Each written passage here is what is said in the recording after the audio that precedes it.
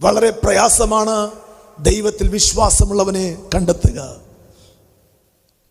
അബ്രഹാംമാർ വളരെ കുറവാണ്, അബ്രഹാമിന്റെ സന്തതികളും വളരെ കുറവാണ്.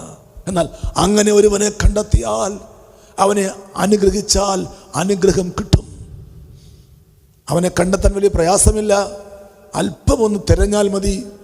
ദൈവത്തിൽ ആശ വെച്ചവൻ, ദൈവം തരുന്നത് മതിയെന്ന് വെക്കുന്നവൻ, ദൈവത്താൽ ഉയർത്തപ്പെടുന്നവൻ, പ്രാർത്ഥനയ്ക്ക് തന്നെത്താൻ ഏൽപ്പിച്ചു കൊടുക്കുന്നവൻ, മല്ല് പിടിച്ച് പ്രാർത്ഥിക്കുന്നവൻ, വിശ്വാസം പങ്കുവെക്കുന്നവൻ, ദൈവത്തോടുള്ള കൂട്ടായ്മയ്ക്ക് നമ്മളെ പ്രോത്സാഹിപ്പിക്കുന്നവൻ, ദൈവത്തോട് കൂടെ നടക്കുന്നവൻ. ഇതൊക്കെയാണ് അബ്രഹാമിന്റെ ക്വാളിറ്റി. അങ്ങനെയുള്ളവനെ കണ്ടെത്തിയാൽ, അവനെ അനുഗ്രഹിച്ചാൽ അനുഗ്രഹം കിട്ടും. വീണ്ടും മല്ലു പിടിച്ച് പ്രാർത്ഥിച്ചാൽ അനുഗ്രഹം കിട്ടും.